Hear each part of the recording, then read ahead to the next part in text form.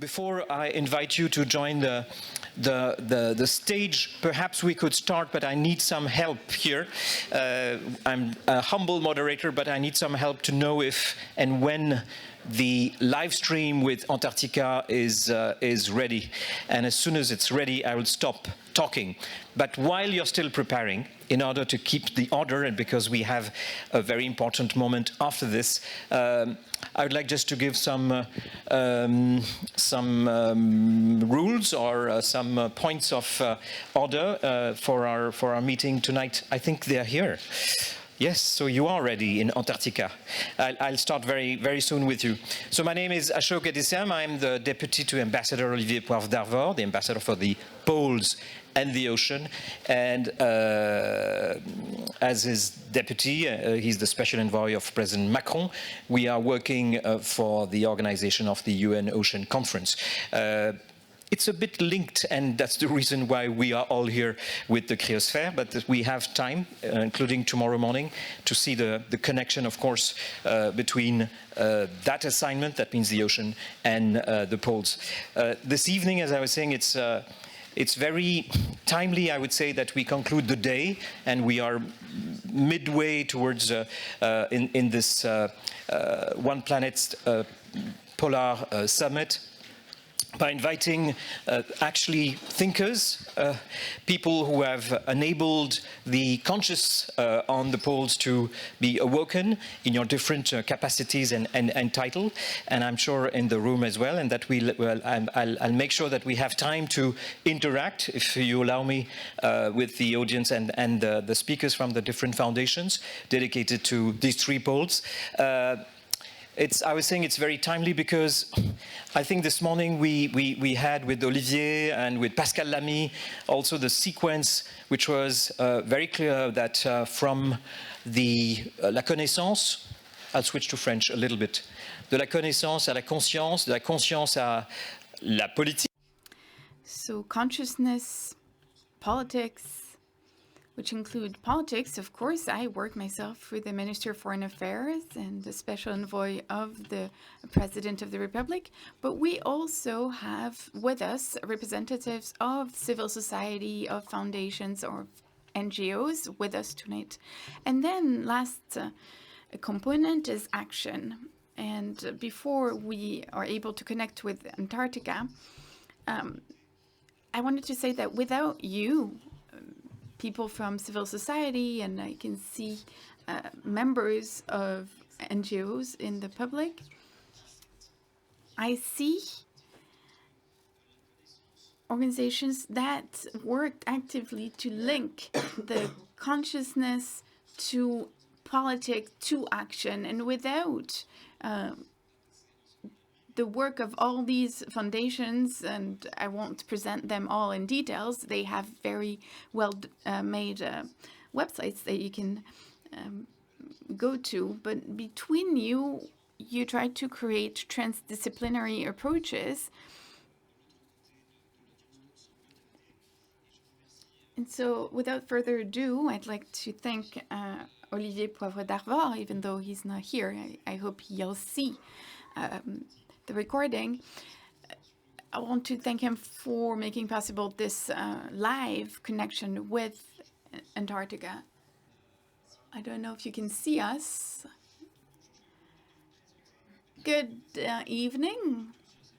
Then me. Can you hear me first? Yes, I can hear you. And I also see ourselves now on the screen, so I know this is working, I think. Can you give a short feedback? Do you hear me? Yes, we can hear you very well. Perfect. Yeah, so to shortly introduce ourselves, I will speak for myself first. I am Fieke Rader, station leader of the Arctic station AVIPEF. We are a joint French-German corporation, and together with Apolline and another colleague, Mathilde, we are overwintering here in the Arctic on Spitsbergen, Svalbard. And I will shortly give the word to Apolline. Yeah, so I'm working closely with Fieke and Mathilde. I am the logistics engineer of the station. How's the weather? At the moment, it's Today it wasn't too cold. It was -4, but yesterday it was -12, and it's getting colder again. There was fresh snow today, but the coming days it will be clear sky, so hopefully we can see again some northern lights. Okay, it's fantastic to see eminent young scientists and people, professionals of the Arctic, sorry, I made a mistake, not Antarctic, and the Antarctic as well, some are in the Antarctic here, dedicated, committed to action in these two poles. As far as you're concerned, how did you get into this? How did you get into Alfred Wegener Institute?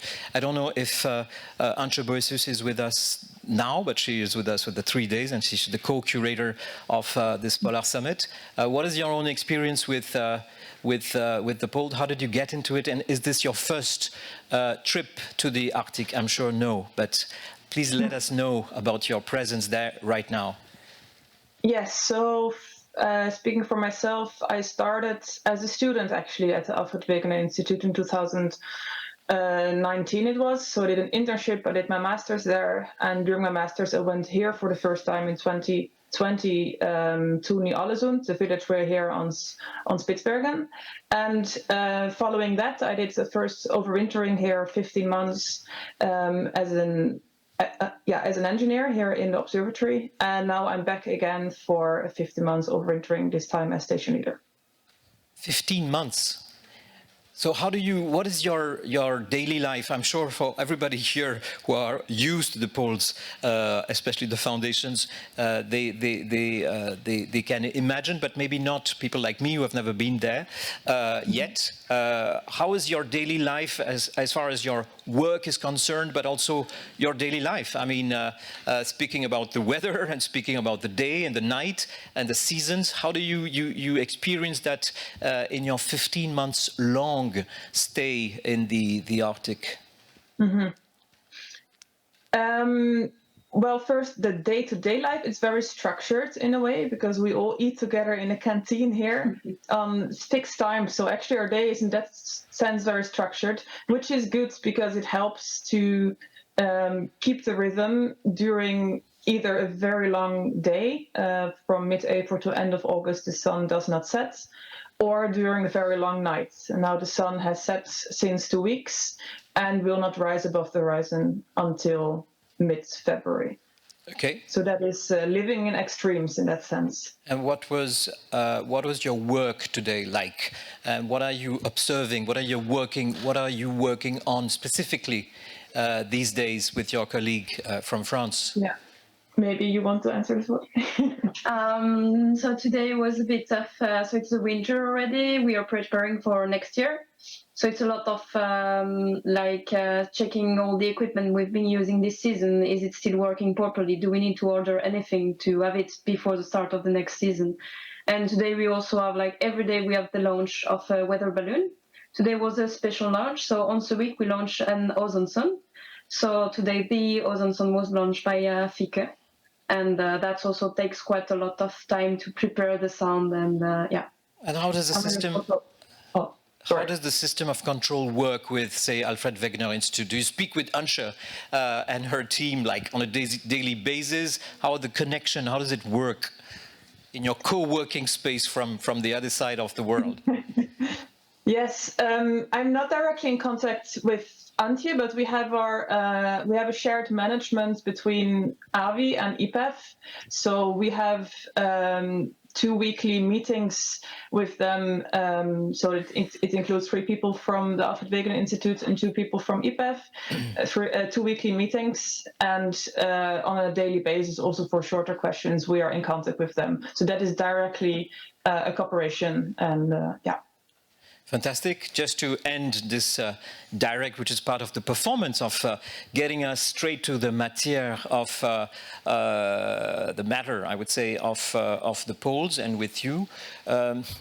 What is the reason for us to be even more alarmed than we should in your observations in the last days? And what are the reasons of hope we could have coming from you who are up there? I would say we have to be very alarmed as the Arctic is warming much faster than other places on Earth. So we have here also data series of the last 30 years with weather installations and weather balloons that we start, and we see it's rising much faster than in other places on the Earth. We see there is no sea ice anymore in winter, whereas there used to be sea ice here on the fjord, where our village is directly located on. And the glaciers are melting rapidly. So in that sense, yeah, this is very, very alarming, and we have to do everything to stop climate change. Yes, I know that the information that we're getting through scientists, and I know that during these 3 days, the information that we're getting on the poles are really going to be even more disturbing and worrying. But that's the reason why we are joining together for these 3 days, for this first Polar Summit in France. What are the reasons, what kind of vision you could have as far as future, the possible future we could construct, and the reasons to still have the flame that you have as young professionals and dedicated people to the polar world? What are the reasons to hope? If you could give us some, please. What I think is nice in Ny-Ålesund is how the community comes together. So I think apart from the fact that we learn here a lot about climate, about how the climate is changing, we have here a very close community, and we see how important human interactions are. We don't have Wi-Fi here on our phones, so we are on day-to-day basis working close together. And I think cooperating, looking for contact with other people, staying open to understand each other's visions and not to create more polarization would, in my opinion, be one of the things to really keep on to. Thank you. Thank you both. I think we can give you a round of applause for what you're doing and for the hope that you are giving us. While thank you very much. I hope you'll stay connected for so what's next, which is the plateau, and I'll request with respect and the privilege which is mine to invite all our speakers to join the stage. We'll be speaking on a row. I thought this would be a Davos format, but we'll try to make it interactive, starting with President Frederik Paulsen, if you want to join the stage in the middle. And all of you, Robert, Romain.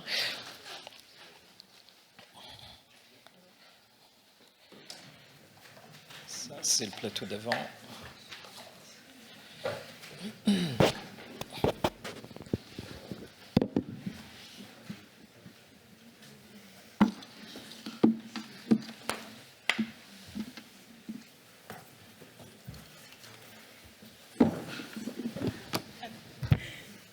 Chaise, oui. Je vais rester debout.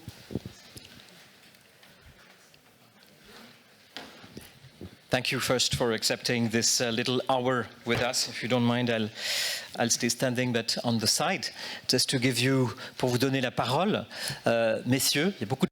To give you the floor, gentlemen and gentlewomen, thank you for coming and for representing the Prince Albert II Foundation. And I'll allow myself, and thank you, Marie, for helping us, allow myself just to read in one line the mission statement maybe of your foundations. And for you, like that, we'll avoid the catalogue, maybe to react on the mission statement that we took from your communications, to correct, to complete, or to add on the mission statement. And that would allow me also to, of course, introduce you to those who don't know you, although you're very eminent actors in this field. So I'll start with you, President Frederik Paulsen, la Fondation Albedo. You support research into the cryosphere and preservation of the poles under the aegis of the CNRS, le Centre National de la Recherche Scientifique. Et je salue Michel, qui est parmi. And I would like to greet Michel, who's with us. Reserved your official launch in this very moment of the Polar Summit. Is this mission statement the right one, the one I just now read on your foundation, which you are launching tonight with us, Mr. Paulsen? to start it here in this group of people.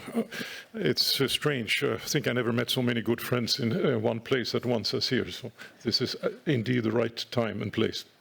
Magnifique, magnifique. Thank you very much for the brevity. We'll come back, of course, to you. I'd like to go to now, we put some order, as I was saying, to Fondation Ice Memory. Vous êtes là. Fondation Ice Memory, Carlo Barbante, you are the Vice President of the Foundation, you're Director of the Polar Science Institute, CNR, which is the equivalent of CNRS in Italy, and you're from the University Ca' Foscari, from Venice, which is very close to my heart. My daughter is born there. But how does you let us know how Venice and the poles, how does it work? The first thing I wanted to say, so is this mission statement correct? The Foundation Ice Memory, you're safeguarding ice cores from selected glaciers currently in danger of deterioration or disappearance, and the information they contain, how this information science can be used, that's what you do. That's correct, yes. Okay, I can elaborate on that, or I... Correct, you can correct or add, of course, yes. I can't speak for hours, but tell me what can I do, I mean... No, but Mr. Paulsen was the the model. answer is correct. What you have read is correct, and then let's go around the table and then we'll speak about that. Yes, thank you very much. Fondation Tara. You're dedicated to the ocean, the development of a science of the ocean, as well as an awareness. I was just speaking about that, quoting Pascal Lamy. You do education campaigns for the younger generations and the general public. Romain Troublé, the general director, you're a biologist and a sailor. Is that all true? All true. Next. No, do you have anything to add? No, I think everything we do is to study, to get more information about life in the ocean, life in the poles, because everything we do is driven to more conservation, more protection, and more advocacy for climate change, against climate change, and for biodiversity. Magnifique. Thank you very much, Romain. The International Polar Foundation, Alain Hubert. Online maybe? Online? No. Not online? We'll come back. I didn't get the info of his presence. Témoin polaire, vous êtes là. Témoin polaire, Jacques Petry, we just now met. You're the founder of Témoin polaire. You're an engineer. You're the former DG of Suez, which is very important for French people and for the world and for what Suez has been doing, especially when you were the DG. Témoin polaire, you're testifying to climate disruption by making the poles known, loved and respected. Known, loved and respected. Would you? I would like to add a few things. One, we focus on educating the young generation. Is it okay? Or we want to give information, educate the young generation who will take over the planet in a few years. And we want them to know about what's going on, especially in the polar regions. And that is a good example of what's going on at the planet level.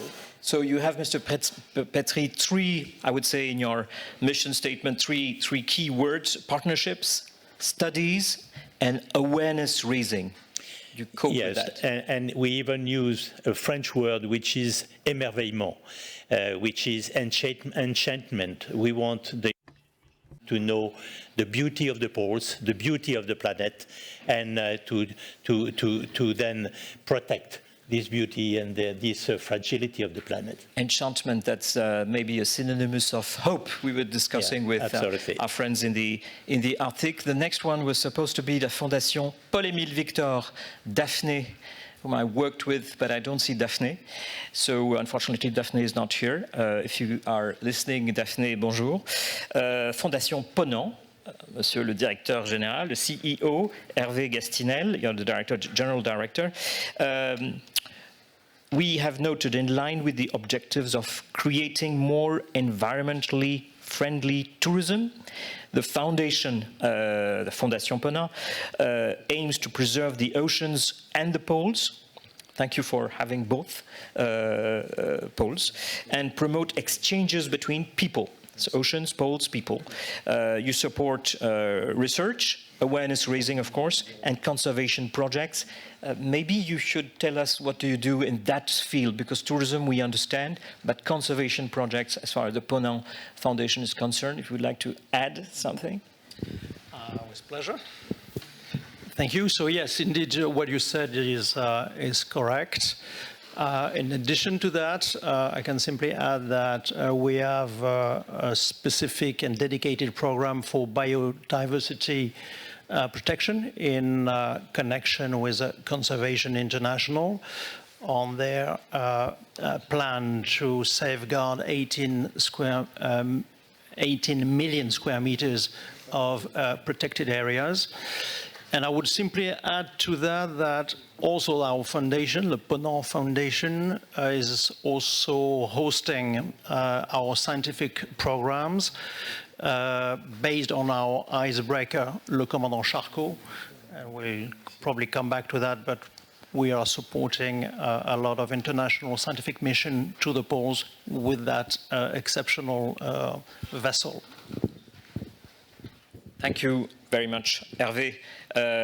We'll end, last but not least, with Monaco, with two major foundations who have done so much for so many years and inspired us on both poles, actually, the ocean and the poles. We'll start with Robert Calgagno.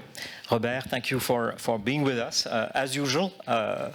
I accept to speak first because you did not give the speech to Salome first, so she will end up, which is a nice way to conclude that mission statement tour. Thank you. So, l'Institut Océanographique Fondation Prince Albert, premier Prince de Monaco, you help people understand, love, and protect the ocean. It's great to put love in your mission statement by raising awareness and the creation of information campaigns. Robert, is there anything missing in that mission statement? That's correct, and it's still the same since more than 100 years, so I'm not going to comment it, but let's switch rapidly towards action. And our objectives will be to create at least 3 new marine protected areas in the Southern Ocean in the next 2 years. Fantastic. We can come back to that, to action, because that's the main point for us being here for two and a half days, and tonight specifically with you and your foundations. Fondation Prince Albert II de Monaco. Salome, you are in charge of the Polar Initiative. Yes, is that right? that's correct. The foundation aims to protect and advance global health, working mainly in the Mediterranean basin, but you have to explain Mediterranean and the poles as well, like our friend from Venice. The polar regions, so developing mainly in polar regions and developing countries. Maybe here, because we're ending with you, but then we can start actually the action correspondence of all what you all are doing is, Salome, if you can tell us specifically about the polar initiatives that you are heading with the foundation in Monaco. Yeah, with pleasure.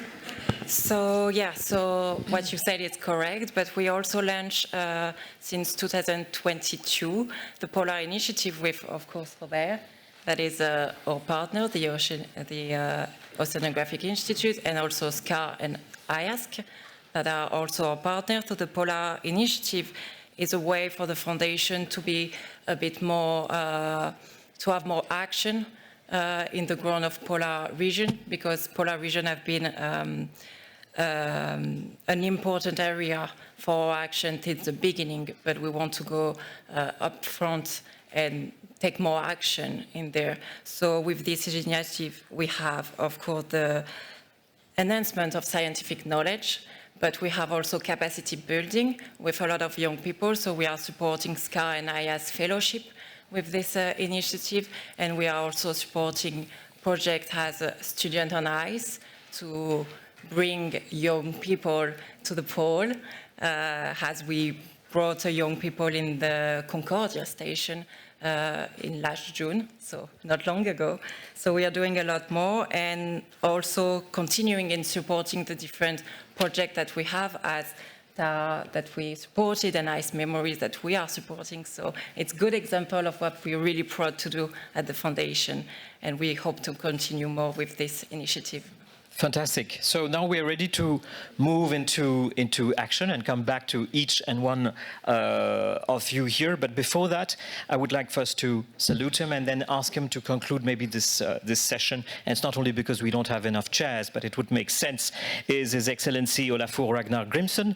Thank you very much for being with us. You're the president of the Arctic Circle and you're the former president of Iceland. Excellency, it's a real honor to have you with us. And if you accept, I would ask you to come and conclude this session, because basically what we're doing here is a mini Arctic Circle. That's what the Arctic Circle does, putting all the best people in charge and responsible for all these initiatives and actions together. So it would make sense if you conclude and especially invite you and us also to continue our engagement and commitments. So maybe if we want to speak about action, we have to speak about money a little bit, if you don't mind, but at least for the public figures, because I think we must be concrete. And to be concrete, there's no action without money.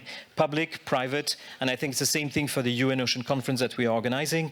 Thank you, Monaco, by the way, of being one of our partners for this Ocean Finance and Blue Economy Forum that we are going to organize on the 7th June 2025. Sorry for the publicity, but it's to say that obviously everything is intercrossed here, and there's no action without money, public and private, and that's what we want to re-enhance and recommit and count like the OECD.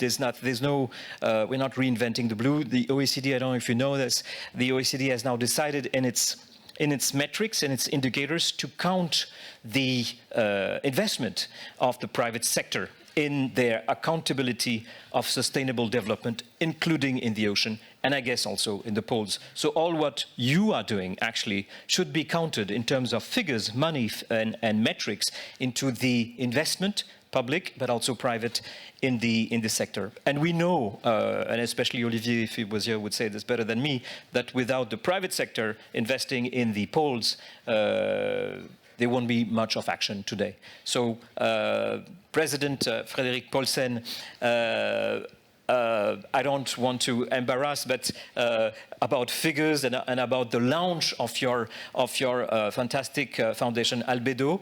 The floor is yours also to tell us more about your initiative. Well, I'm not French, so I have no problem talking about money.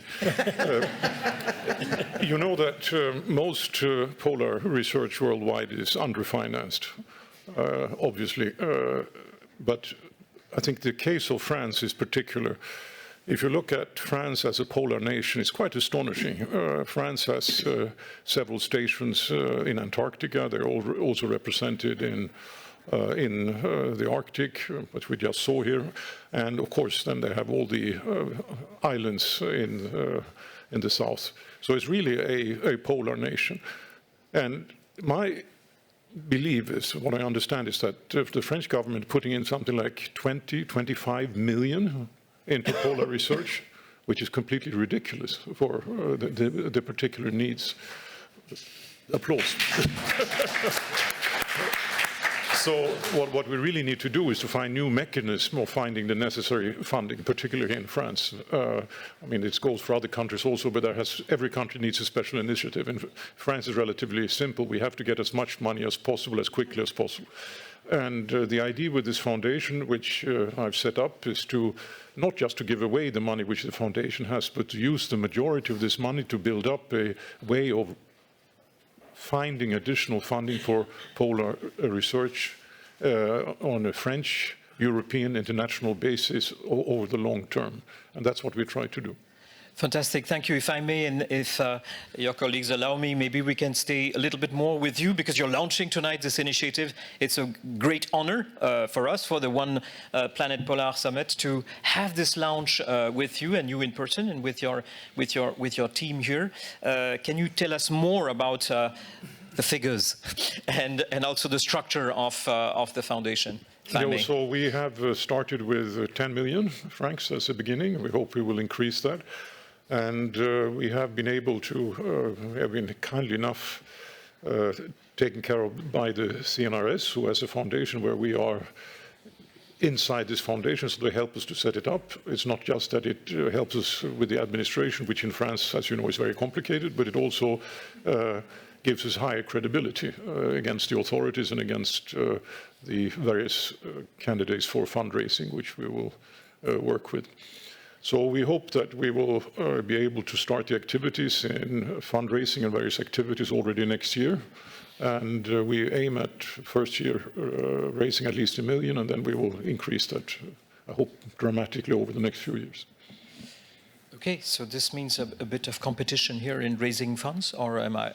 No, I don't think so at all. I think there is the interest among the general public is so big and is so diverse that there's room for all the various organizations here. On the contrary, the more interest in the general public we can generate, the better it is for all of us. Fantastic. Thank you very much about that. And I even know, and we know, how much you have personally contributed to maybe all the players here on specific projects, how much you have devoted time and money for science and explorations. And it's only in continuity, actually, about on your passion for the poles that you have decided to create and give the honor to France to create your foundation in France and to launch it today. So we're very, very humbled, and we'll try to be at the level of expectations as far as the government is concerned. And I think since 2 years, since we have a new ambassador for the poles, things have accelerated. And let's see, including at the next UN Ocean Conference, and I know that Monaco, you're particularly pushing for that, how we can bring the poles to the UNOC and their project on that, because basically, and that's what joins us together here, is the cryosphere, and the cryosphere connects both poles. Your own, to go on the other side, your own engagement for the ocean, if you leave the poles, how do you see that? Because we're speaking about the cryosphere within the activities the next months or years of the foundation, of the transdisciplinarity of the foundation. Well, I'm convinced that if you want to be successful in fundraising, you have to have dedicated projects. And many of the people sitting here have very specific dedicated areas for donors. So one of the challenges for this foundation is that we have to develop projects, of course, with the researchers, that will allow themselves to be used as a platform for fundraising. And whether that's then in the oceans or it's ice or in the glaciers in the mountain, that's a different thing. But we have to find platforms. And if you allow me to elaborate on that, I think that if you want to be successful in fundraising today, you have to build in an element of hope. Most of the research which is coming out now is negative.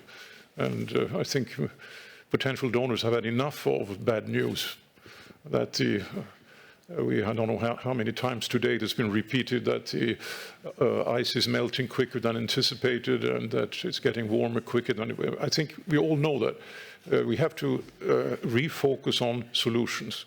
And in particular, if you do fundraising, if you come to donors, you should be able to offer research projects which lead to solutions.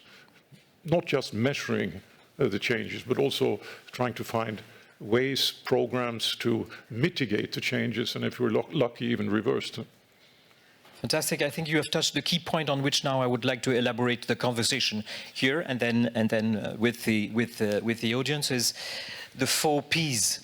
Mr. Troublé, so ce n'est pas une interrogation écrite, mais planet, actually 3 for the time being. Planet, people, and the poles is about people. How do you envisage, how you are already doing, and I know how much you're doing, contributing to that in Monaco with both foundations and your museum in Monaco. How do you interact with people? Because there is the information which is getting directly through the weather, directly through the coastal regions, to the people, or through the media, and that's going to increase as much as the climate crisis is going to increase. But at the same time, speaking about hope and positive news, how do you connect with the people? What tools do you use to connect with the people and give not only hope but also reasons to commit, to dedicate time, energy, and also we'll speak about that on the second point is change, transformative action. But perhaps you would like to react on that about people, poles and people. Our angle at Témoins Polaires, or Polar Witnesses, is to talk to people, but talk to the young generation. What we understand today is that a lot of young people are not sufficiently educated about what's going on in terms of climate change. We hear a lot of wrong news, fake news floating around, even some young chaps telling you that global warming is because the sun is getting closer to the earth, or etc. We believe that everything starts with the education of the young generation. Without education, science is going to be weak. So we need education supporting science. And we've educated 30,000 young people in 3 years, hosted on board of tall ships, and we educate them about global warming, explaining what's going on in the polar region. And education supports science, but also we believe that the young generation needs to understand what's going on in terms of research and science, to dream, to hope, and to understand there is a future as well. So connecting education and science is for us the base. To outreach and deliver to people. And to mobilize and make sure that people decide to act. And the young generation needs to understand there is hope, there is action needed, and we make them move. Fantastic. Hervé, if I may, you interact with people who are clients, people who travel in your different offers. How do you interact with those, how you transform clients into people who are again in this triptyque connaissance, conscience et action? Thank you. Yeah, I think it's a holistic project. I will first start to say that, as Mr. Paulsen said, there is no competition among us, among the different foundations, but a true collaboration. And a clear example of that is that at least 3 of the foundations here represented are collaborating with us on board our ship, especially Le Commandant Charcot. And we're also a proud member of European scientific programs such as ERISE or Polarine, which means that we believe in networks, in consortium, to make our research more effective, and everybody brings a different piece in that big puzzle. So we believe that by having opportunity campaigns, as we do when we go to the poles, we can help scientists make more regular measurements, do what they like to do, and that can be glaciology, that can be climatology, oceanography, biology. We hosted 73 scientists and more than 20 programs last year in 2022. And then, as you mentioned, the purpose is also to make the link between science and Mr. Nobody, or at least the guests we have on board. We believe they have also a role to play. I'm not so much speaking in terms of citizen science, but in terms of being active witness of the situation at the poles. And we like to organize interaction between the work that scientists do on board on our 2 labs and the guests who sail with us. It's usually around 100, 150 people, so it's a small community. But still, it's an active and promoting community. So we try to be a bridge between the different communities.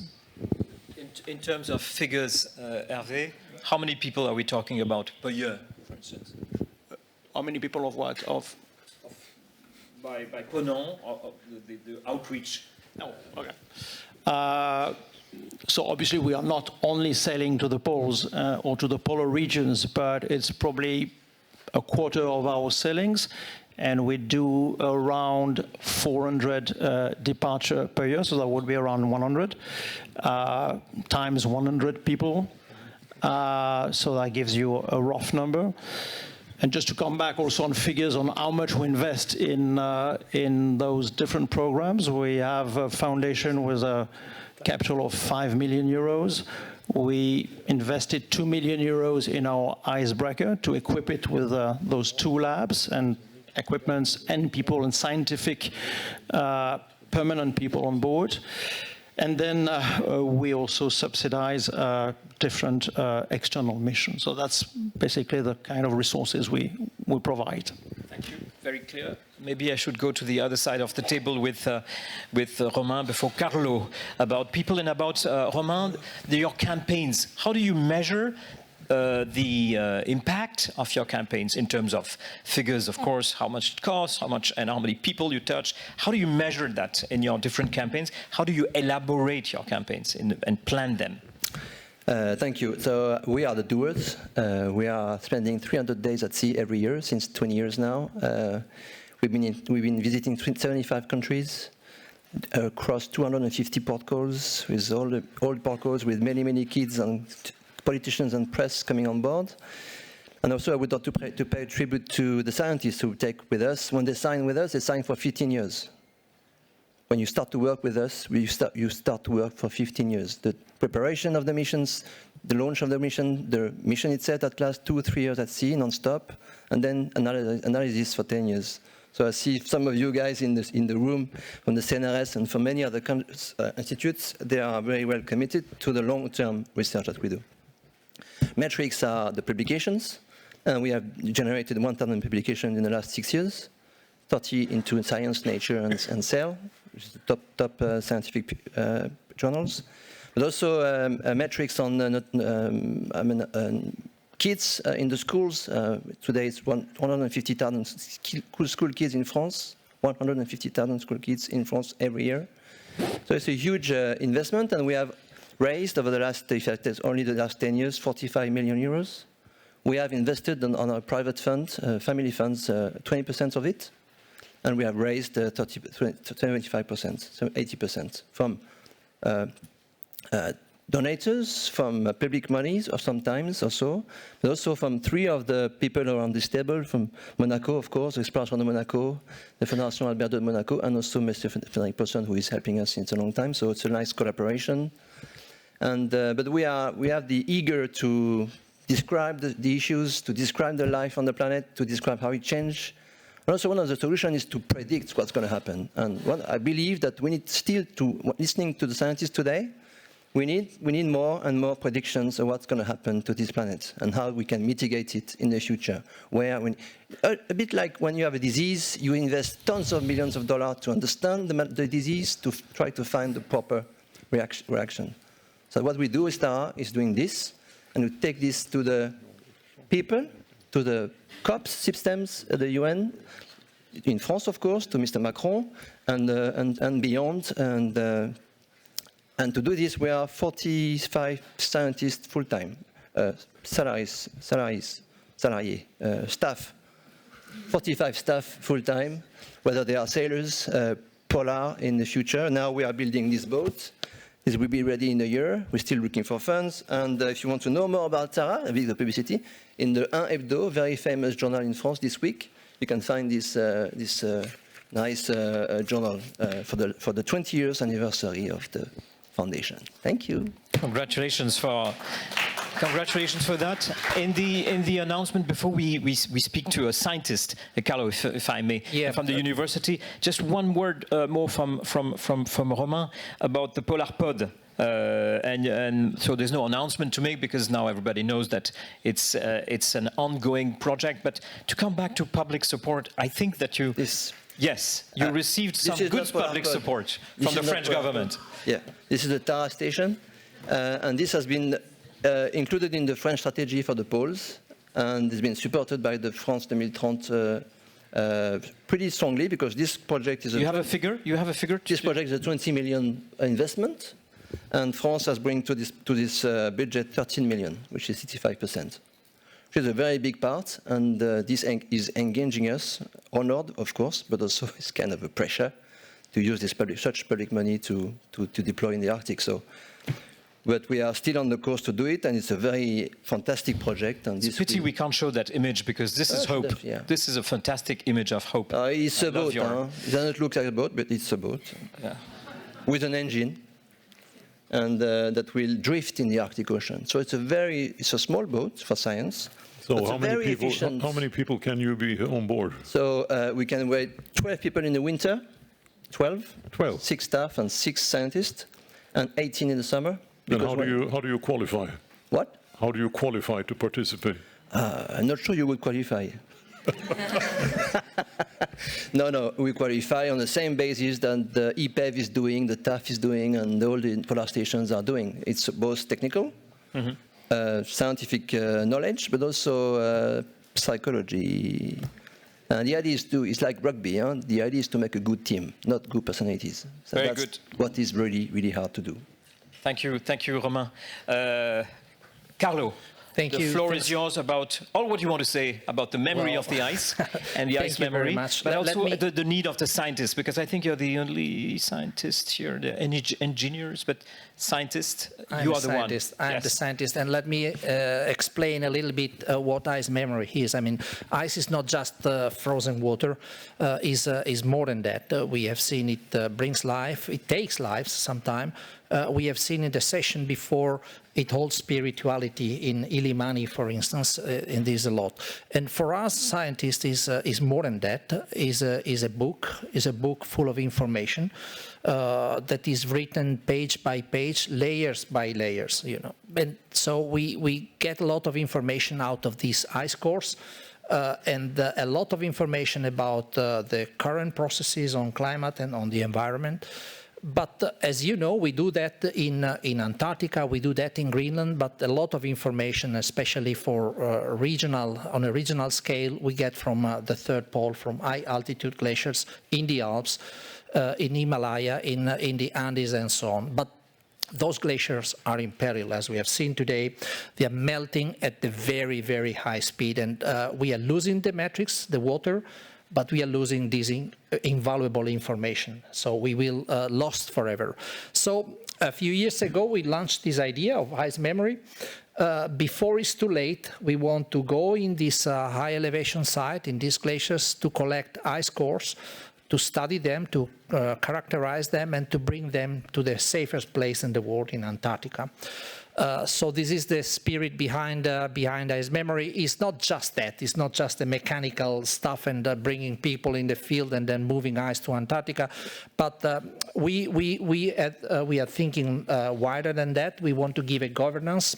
So that's the reason we launched this international foundation, which is actually made of 7 partners, 3 nations. It has as a honorary president Prince Albert of Monaco, which is a great honor for us.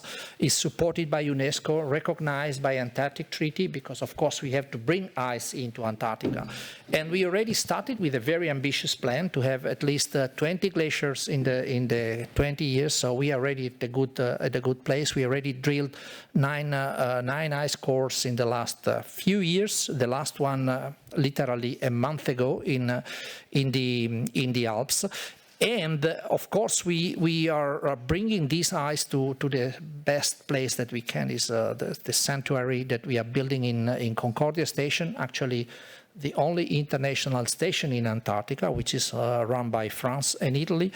We want to have a sustainable and international governance, because this ice will be left there forever. I'm thinking to a scientist in 50 or 100 years from now that want to study a particular species in the ice that today is not possible because we don't have the technicality for doing that.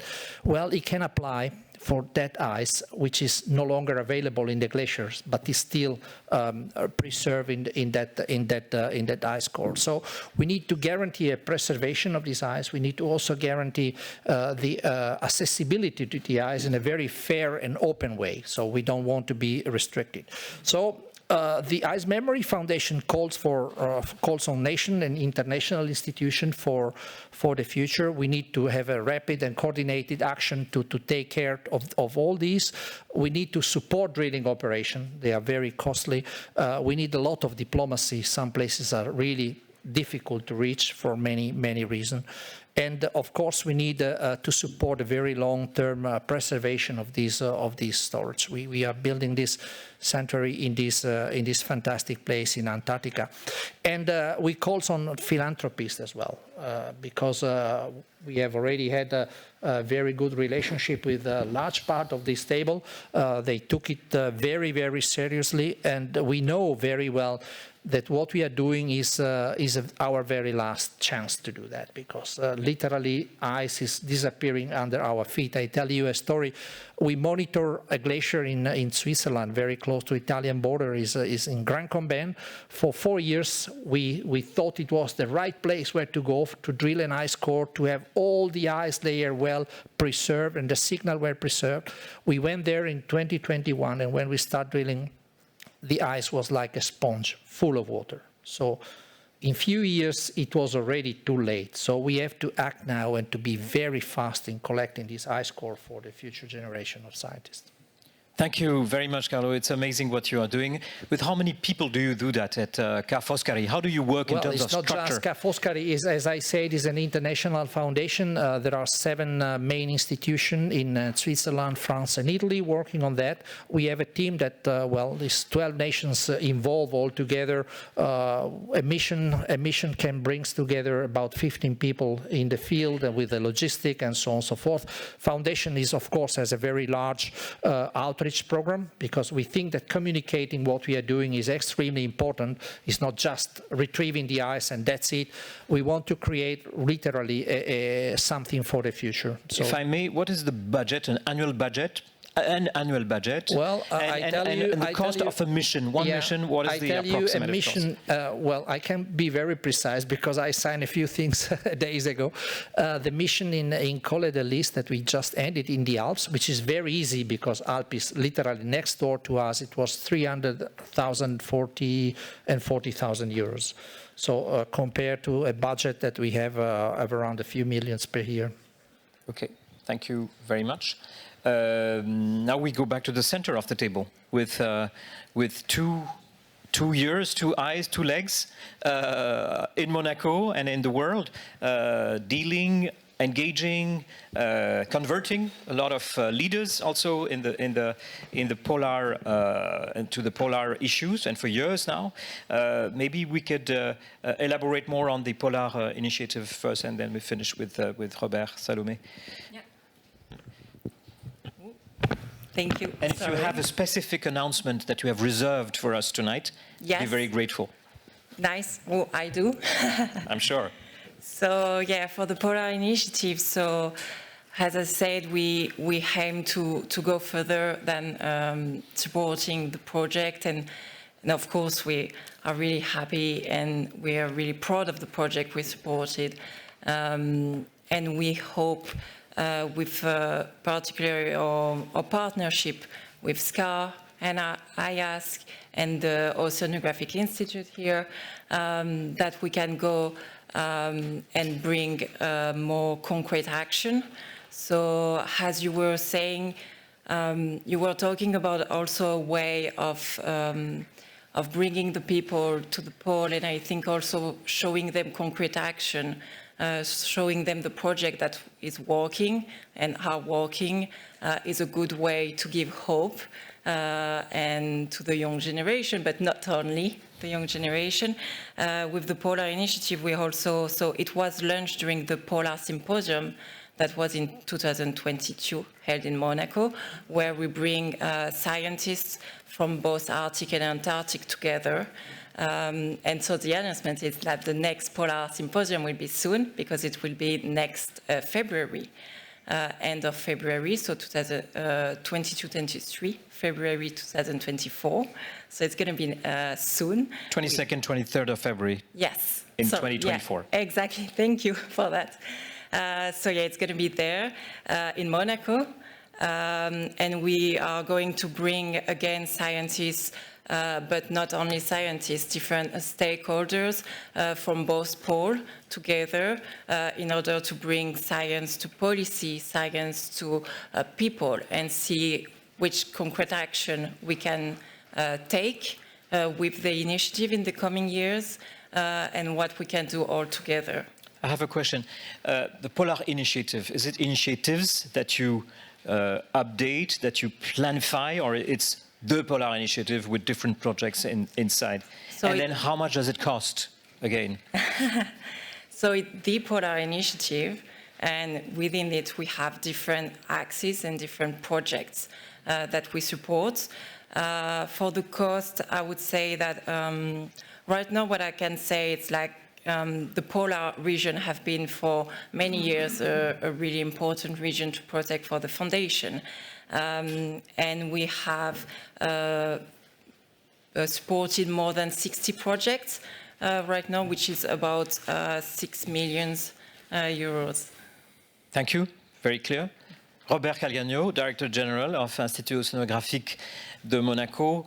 The floor is yours, because you have so many initiatives that I leave it to you to decide, to select the ones that you want to share with us. And the more, I would say, actual in this fora, but also in the months to come and towards UNOC, how do we work together on that? You are right. Selection is a difficult exercise, but we must do it. And I would like to focus. I know that you like the number. So last week, in fact, we received the 1 millionth visitors to our Polar Regions exhibition in Monaco. So 1 millionth is a large number, but for what? And we have some very detailed measurement. We know that 97% of our visitors understand that, for example, the temperature rose 2 to 3 times more in the Arctic than in the normal temperate regions, but that's only observation, it's not actions. More interestingly, we know that 92% of our visitors understand that creating marine protected area is helping the protection of biodiversity and ecosystem. And here we are shifting more towards action and solution, and this is important. So let's focus on that MPA. It's a clear region. We have, of course, we need to have a global action and holistic understanding of the situation, but we decide to focus and to have one single goal, which is to create free marine protected areas in the Southern Ocean in the next 2 years. So you know that the CAMLAR met a few weeks ago. Once again, it was a failure. So we are going to work and to do whatever is necessary to convince the state and to convince the people to create and to operate this marine protected area. We were successful 7 years ago, and the Prince was instrumental in creating the Ross Sea marine protected area. So we have some hope that we will be able to do that. For that, we need science. But we need science for a specific reason. And that's the reason why the Prince Albert II Foundation and the Oceanographic Institute support a project mainly financed by the NOAA, the US administration, led by the Woods Hole Oceanographic Institute, with Alfred Wegener Institute, with CNRS and the Monaco Scientific Center. Thank you very much, Céline Leboeck, to be here and to work very hard with us. So that's a way, and it's an hybrid financing. state and philanthropic. But there is not one solution. There is not one size-fits-all solution, and we need to develop different solutions. A very important point is to involve the private sector. And we are so happy that Frederick Paulson created this foundation. You mentioned competition. No, it's not a competition. It's federation. It's working together, and we hope that these 10 millions will generate hundreds of millions in a few years. Yes, no, Frederick, that's a good figure. Don't be shy. When you give me one, you ask me to produce 4. You remember? Yeah. So I will say at least minimum 40, but 100 is a nice objective. So for that, we need to involve the private sector. Thanks to Ponant, in 49 days now, we will leave Ushuaia on the 28th of December for a voyage of commitment to the Weddell Sea. We want to protect the Weddell Sea. We will bring 100 entrepreneurs. Frederick will be with us, but we have other people in the room. And we are going to understand, the scientific researchers will be with us, Sanjay will be with us, and we will understand and we will convince. You know that one of the government who is reluctant for the creation is China. We are going to have 17 Chinese entrepreneurs on board, and we are going to have some representatives. On Friday, there is the high-level summit. I understand that the vice president of China is here, and you know that he will be sitting, His Serene Highness Prince Albert II will be just sitting next to him, and I know what they will discuss. And so that's important. So involving the private sector, maybe also creating some financial mechanism, financial markets you mentioned the 4P summit. You know that one of the decisions of the 4P Summit was to create an international panel for biodiversity credit. I'm just saying for everyone, the 4P Summit is the Paris Planet and People Summit, which took place in June. And peace, sorry. And which is going to continue, actually, and we are trying to connect the dots. Sorry. So during that summit, it was recognized that maybe many investors want to invest in biodiversity projects, the polar region or tropical region or the glacier, mountains, ocean, but they don't have the specific tools for that. And I don't want to mention the carbon credit market because it's not a good example, and we understand why it's not a good example. And now we think this international panel was created, was triggered by UK and France, and it is co-chaired by 2 wonderful Dame Amelia Fawcett from the UK Treasurer and Sylvie Goulard, former governor of the French Bank. And so this panel is working very hard to try to define reliable measurement of the state of nature and the evolution of the state of nature, and to create demand and offer mechanism which will enable. So it's not going to be the magic solution, but this will be one thing that we can develop to solve and to finance some specific project. Very solid bricks, very solid foundations, if I may, on which I think you are building, and I hope we are a bit, at least at this Polar Summit, reasons to hope, reasons to see that there are eminent foundations who are working very hard, working from a long time, inspired by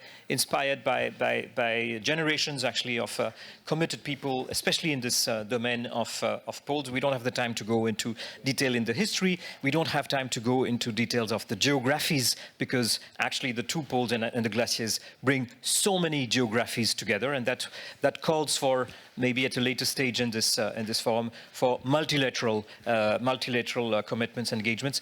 Perhaps before we invite His Excellency to share some concluding remarks on the stage, we said that we would allow some time for some questions. If you have 2-3 questions maximum, just to address to our speakers. And while we are thinking of a question, and a microphone is coming to you. Yeah, there are microphones. Perhaps we will ask Témoin Polaire for something that you have reserved for us.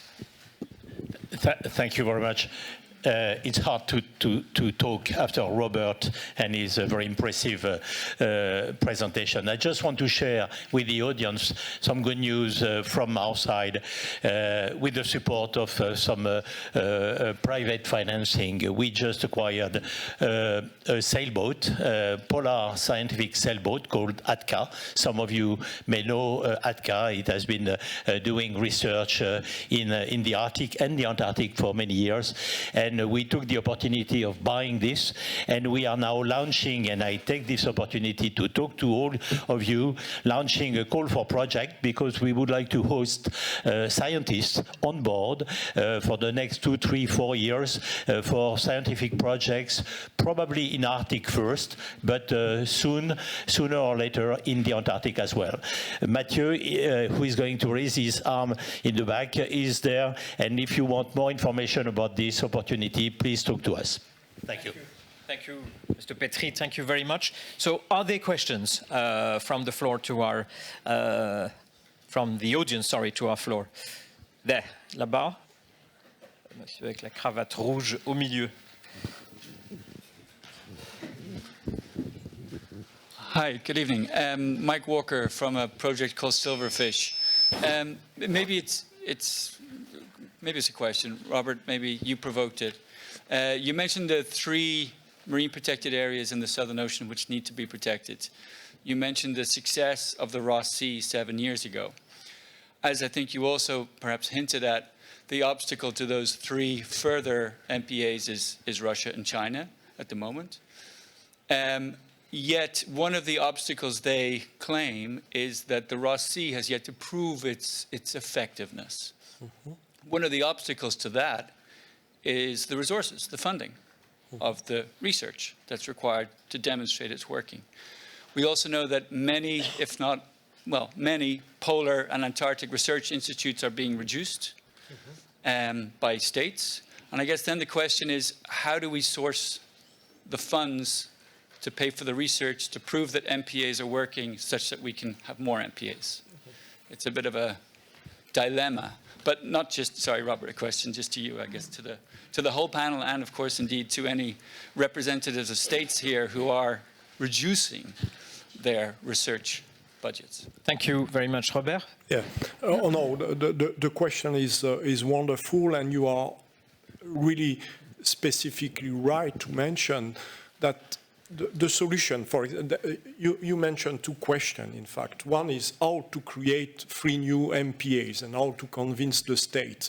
Of course, there are some direct bilateral discussions, and this discussion needs to be bilateral. So I'm not going to share that, but this is important. You don't want to go public. Sometimes you need to discuss, you need to exchange. I can explain you how the Ross Sea was created. America, USA was really willing to create the Ross Sea MPA, and John Kerry, who used to be at the time Secretary of State, recognized that USA was not in the best position to convince Russia and China again. And he wrote to His Serene Highness Prince Albert II to say, so I know that you are a strong defenders of the pole. Do you want to help us to convince these 2 countries? And the prince took his plane and went to visit Vladimir Putin. At that time, it was still possible. So today, little bit more difficult to exchange with him, but we can work with President Xi, and we'll do. That's not a problem. But you are also right that it's not only a question of bilateral discussion.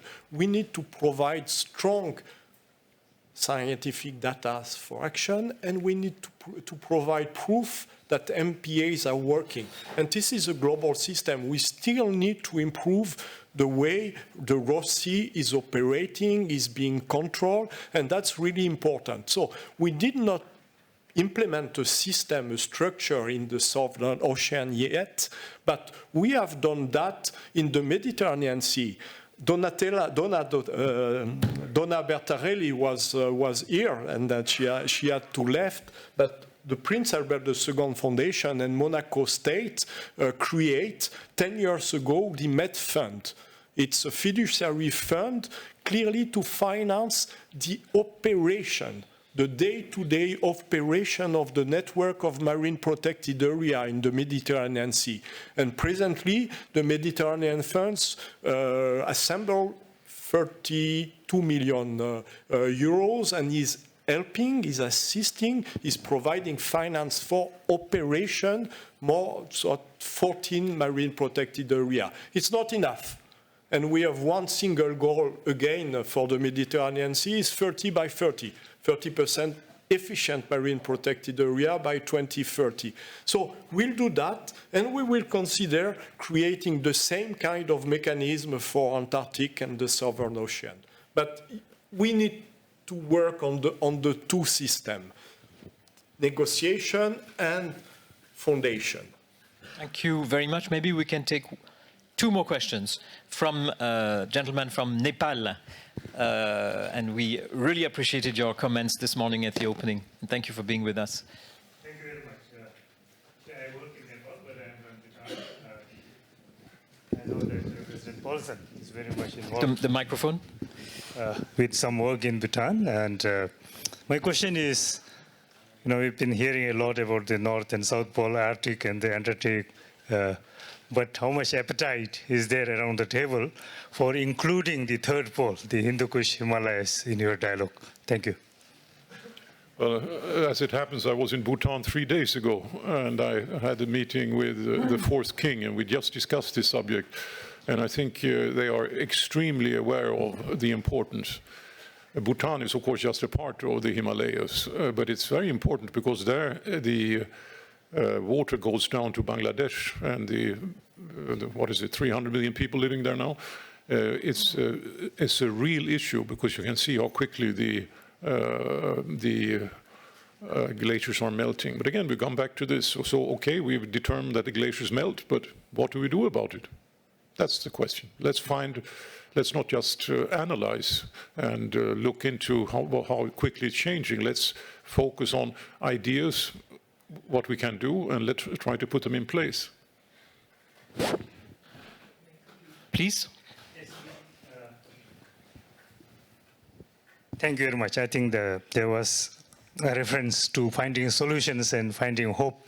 And I think the assumption, not assumption, actually estimate is that with the melt snow and melt ice, the likelihood of, around 18 million climate refugees from Bangladesh by 2050 is projected to be quite realistic.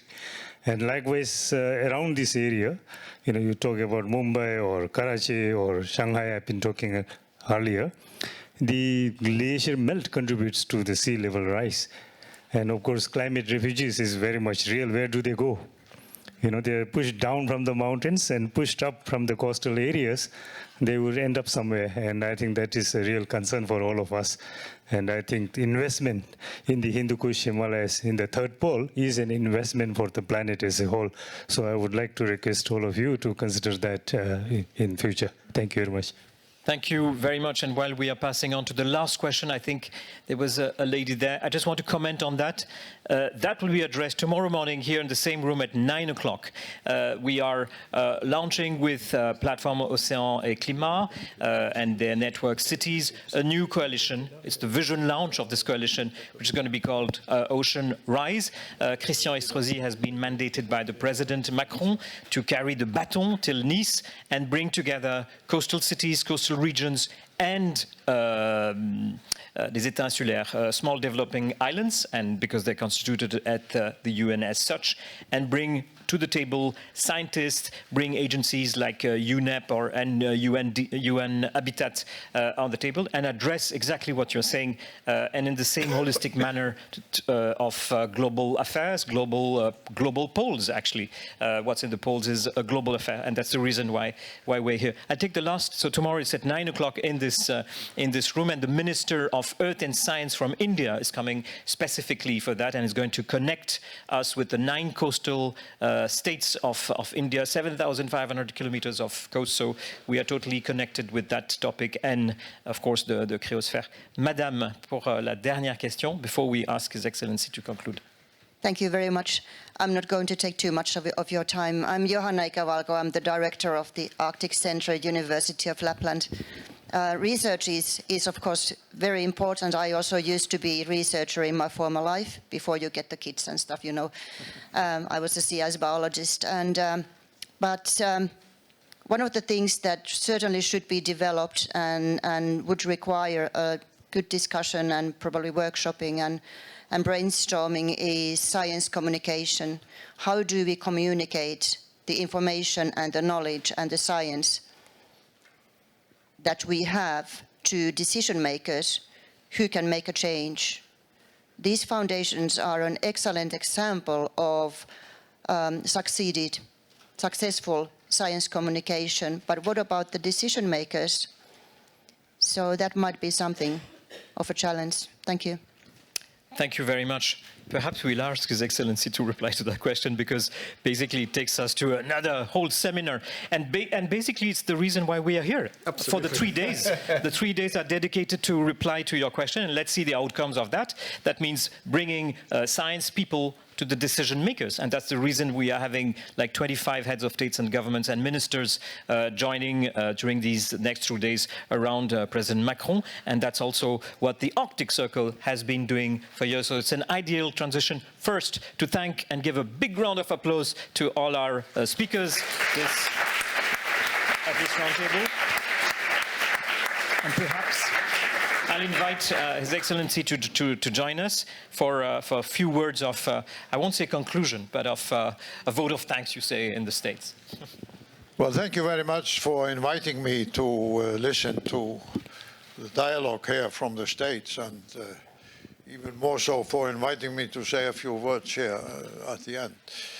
I was reminded, listening to these various very fascinating initiatives, that when I first, more than 10 years ago, discussed the idea of the Arctic Circle with His Serene Highness Prince Albert and also with Frederick, the fundamental case was at that time there was no big platform on the Arctic bringing together the scientists, the policymakers, the political leaders, the indigenous communities, and anyone who had anything at stake in the Arctic.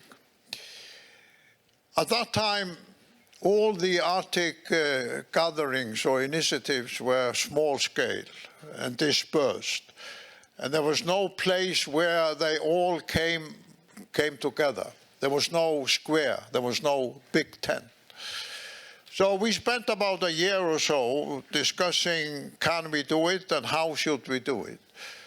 And the good news is that 10 years later, we just in October celebrated the 10th anniversary of the Arctic Circle, which every year brings together over 2,000 people now from more than 70 countries to Iceland, but also holds forums in other countries, in Asia, in Europe, in North America, and elsewhere. But the Arctic Circle is not just an attempt to bring a stronger global attention to the melting ice. It's also a new model of bringing relevant players together. The old model is based on the reality that those who represent power, governmental power, they have priority. They are in the important seats. They are the decision makers, and sometimes they are the only ones allowed to speak. The whole idea behind the Arctic Circle was that old 20th century model of solving global problems is no longer working sufficiently. So we need a new model where anyone who has anything to say and wants to contribute can come together on an equal platform. I sometimes say where the young activist has the same right to speak as a president of the country, but also various entities, whether they are foundations or research institutes or national governments or indigenous communities, can come together and organize sessions and events without surrendering the authority of that to anybody else. There is no centralized authority. It is, as I sometimes said, a medieval square, where everyone can come into the square and do their own thing. And to some extent, we also need that now more urgently with respect to the science. But what the Arctic Circle model has proved is that it is possible. It is already up and running. Many people said to me 10 years ago, because I was then president, you are never going to get presidents of major countries, prime ministers and others to come to a gathering where the young activist, where unknown scientist has the same right to ask questions and bring issues as the president of the country. You're never going to do it. Don't waste your time on it. Because the old model is so strong that that is the only playing field. What we have proved in the Arctic Circle is that the new model works. That we can pool our resources together, whether they be our foundations or philanthropists or national governments or the President of France or scientific institutions or indigenous communities or association like Isimut in the Himalayan region, on our own terms, and therefore maximize the impact of what we are doing.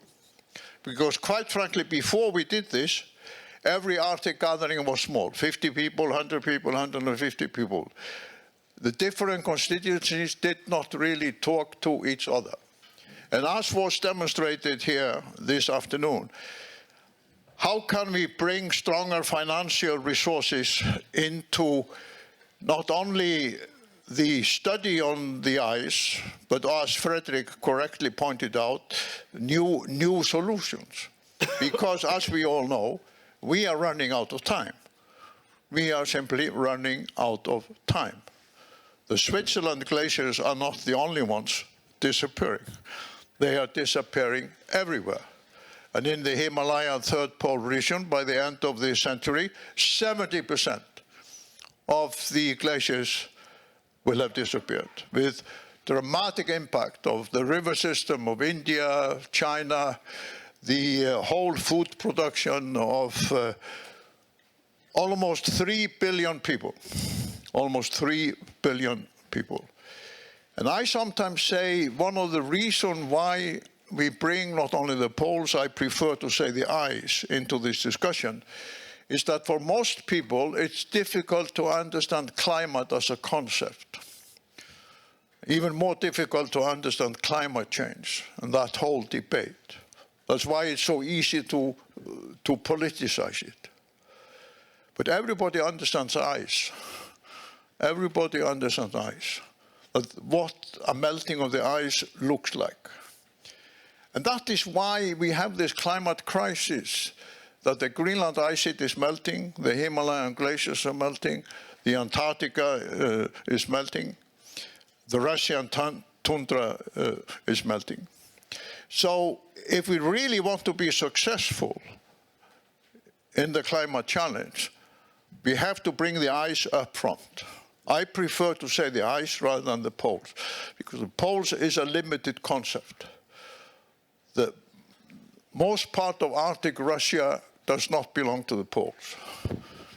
It's a different era.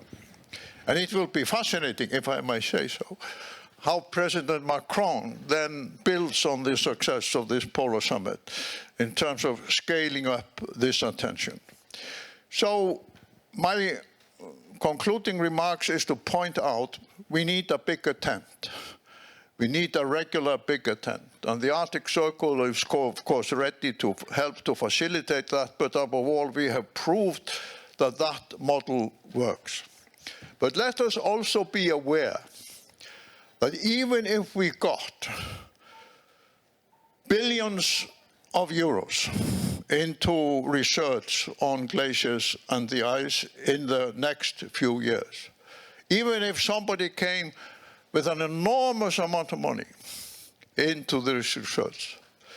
It's not given we would be able to use it, because there are enormous political barriers to such active research. Even the Kingdom of Denmark, the enlightened European country, does not allow anybody with a research vessel to sail around Greenland to study the ice. It has to be the politically correct player. There is almost zero cooperation between India and China on the glaciers in the Himalaya region. Bhutan, which was mentioned here, doesn't even have diplomatic relations with China. And we have now decided in Western Europe and the United States, because of the Ukrainian war, we are not going to cooperate with Russian scientists. Does that mean we will not have access to Russian data on the science and the tundra and all that's happening in the huge Arctic part of Russia, which is almost a half of the Arctic landmass? Very serious question. Very serious question. So that is why, unfortunately, science diplomacy has become an urgent task. That is to say, even if we got all the money we wanted, how are we going to overcome the political barriers for conducting research in the Arctic, in the third pole Himalayan region, and also in Antarctica? That is why in the Arctic Circle we found it essential to bring the policymakers and the political leadership together with the top scientists in order to create a consensus about what we need to do. And I hope the Polar Summit here, following the dialogue we have had here and other panels, will be a major contribution demonstrating that now France, as one of the G7 countries, is going to take on its shoulder leadership in this area. Not just in terms of the science and raising the fund, but also solving the political challenges that are associated with making the research successful. Thank you. Thank you, Mr. President. We're going to take a picture.